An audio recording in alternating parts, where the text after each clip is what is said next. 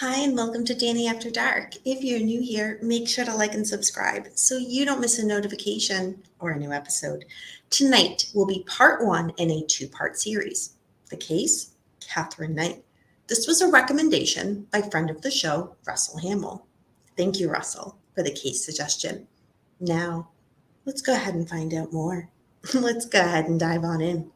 Katherine Mary Knight was born on October 24th, 1955, in Tenterfield, New South Wales. Her parents were Ken and Barbara. Katherine was a twin, the younger one. When Barbara's ex-husband passed away in 1959, her children from that previous marriage had moved in with the Knight family. But all certainly was not happy in the household.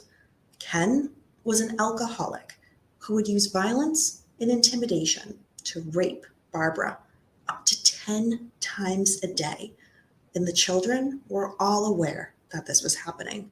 Barbara would tell her daughters intimate details of her sex life and how much she hated sex and men. Katherine would later claim that as a child, she was frequently sexually abused by several members of her family, and this continued until she was 11 years old. And this is corroborated by other members of her family. By all outside appearances, Katherine, she was a pleasant girl. However, she would also experience uncontrollable rages when she became upset, even about simply minor things. In school, Katherine attended Muswellbrook High School, and there she got a reputation for being a loner. Her classmates would recall her as being a bully. She assaulted at least one boy at the school with a weapon and once injured a teacher who was found to have acted in self-defense. At the same time, when she wasn't in a rage, she was an absolute model student and often would earn awards at the school for her good behavior. Seems a little contradictory, doesn't it? Well, Katherine, she dropped out of school at just 15 years old. At this point, she hadn't learned to even read or write yet. However, she was able to get a job as a cutter in a clothing factory. 12 months later, she left that job to start what she referred to as her quote, dream job, end quote. And this was cutting up organs and entrails at the local slaughterhouse. She was quickly promoted to boning and given her own set of butcher knives. At home, she hung the knives over her bed so that they, quote, would always be handy if I needed them, end quote. The family then moved to Aberdeen, which is in northeast Scotland. Now, 1973, Katherine met a man named David Kellett. He was known to have a reputation as a hard drinker. Katherine immediately and completely dominated David. 1974, Katherine and David got married, but a little untraditionally. Per Katherine's request, they arrived at the service on her motorcycle. When David arrived, he was completely and extremely intoxicated. On their wedding night, Katherine tried to strangle David. She said it was because he fell asleep after only having sex with her 3 times. Now, the marriage was particularly violent.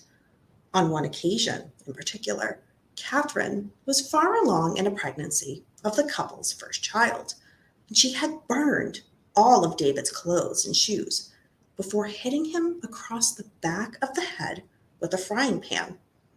But why did she even do that? This was because he arrived home late one night after a darts competition after making the finals.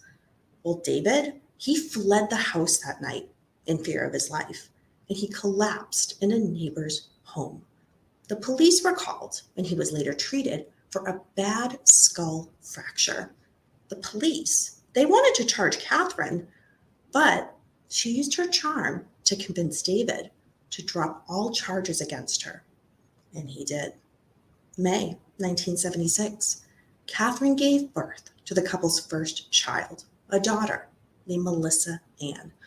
Well, David, he was now unable to deal with Katherine's violent and controlling behavior, so he left her. But he left her for another woman, and he moved to Queensland. Well, Katherine didn't take this very lightly. The next day, she was seen pushing her new baby in a stroller down a main street and was violently throwing the stroller from side to side. People reported this, and she was admitted to St. Elmo's Hospital, where she was diagnosed with postnatal depression. So she had spent several weeks in that hospital getting treatment. Well, they felt that she was now treated, and they released her. After being released, Katherine placed 2-month-old Melissa on a railway line shortly before the train was due to arrive. She then stole an axe, went into town, and threatened to kill several people.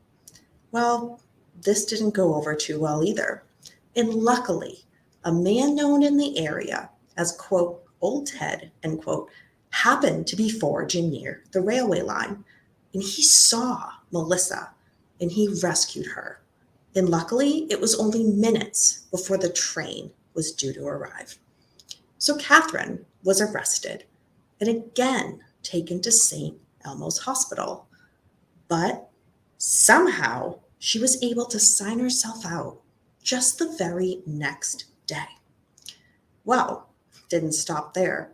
A few days later, Katherine slashed the face of a woman with one of her knives and demanded that this woman drive her to Queensland. Well, what was in Queensland? David was. The woman luckily escaped after they stopped at a service station, but by the time police arrived, Katherine had taken a little boy hostage and he was threatening him with a knife. Luckily, police were able to disarm her. They did this by attacking her with brooms, and she was admitted to the Morisset Psychiatric Hospital. Now, Katherine told the nurses at this hospital all of her plan. She had intended to kill the mechanic at that service station because he had been the one to repair David's car, and that allowed David to leave her. And then her plan was to kill both David and his mother when she had arrived in Queensland. Well, the police took it upon themselves to notify David of all of this. And what did he do?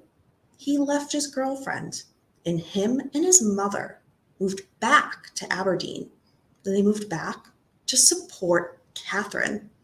August 9th, 1976. Katherine was released into the care of her mother-in-law. So they moved to Woodridge, which is a suburb of Brisbane, Australia, along with David, and Katherine was able to obtain a job at the Dinmore Meatworks in nearby Ipswich, going back to what she knew best. March 6th, 1980, Katherine and David had another daughter together, Natasha Marie, but all would not be peaceful for the couple. 1984, Katherine, she just decided to leave David and moved back in with her parents in Aberdeen. That didn't last long, and she left them and rented a house and returned to work in the original slaughterhouse where she had worked prior. However, she injured her back the following year and went on disability pension. Well, the government stepped in and gave her a housing commission house in Aberdeen. So now she was unable to work and unable to support herself. 1986, Katherine met 38-year-old David Saunders. A few months later, he moved in with her and her 2 daughters, although he kept his apartment. Smart thinking. Katherine quickly became jealous regarding what he did when she was not around. So she would often throw him out, so he would just go back to his old apartment. But she would use her charm and beg him to return to her. and he would always come back. May 1987, Katherine cut the throat of his 2-month-old dingo in front of him for real no reason at all, but it was an example of what would happen if he ever had an affair. She then knocked him unconscious with a frying pan. June 1988, Katherine gave birth to her third daughter, Sarah. David wanted to do the right thing and put down a deposit on a house, and Katherine was able to pay it off when her workers' compensation came through in 1989.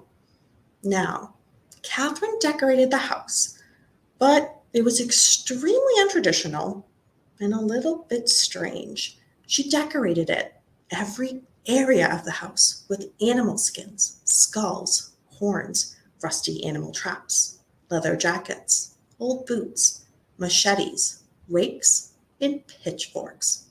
The perfect environment to raise a child, right? Well, during one argument, Katherine hit David in the face with an iron and then stabbed him in the stomach with a pair of scissors. David went back to his old apartment. When he returned to the family home, he found Katherine had cut up all of his clothing. Now, what did David do in response? David, finally, realizing the severity of the situation, took a long service leave and went into hiding. Katherine tried to find him, but no one would admit to her where he was or that they even knew where David was. Several months later, David, he returned. He wanted to see his daughter. It was then that he found out Katherine had gone to the police and told them that she was afraid of him. They even issued her an apprehended violence order, known as an AVO, against him. 1990, Katherine got pregnant by a 43-year-old former slaughterhouse coworker, John Chillingworth, and gave birth the following year to a baby boy named Eric. Well, Katherine and John's relationship, it lasted about 3 years, but she left him for a man that she had been having a long-term affair with, and that man was John Price. And that is the end of part 1 on this 2-part series on Katherine Knight. So stay tuned for next week's episode so you don't miss part 2. Now, do you have any questions or comments on the case so far? Leave it down below. Let's be interactive. Do you have a suggestion for a case that you'd like me to cover? Leave it down below. You may see it featured in an upcoming episode. Until next time, remember, we don't live in darkness. Darkness lives in us.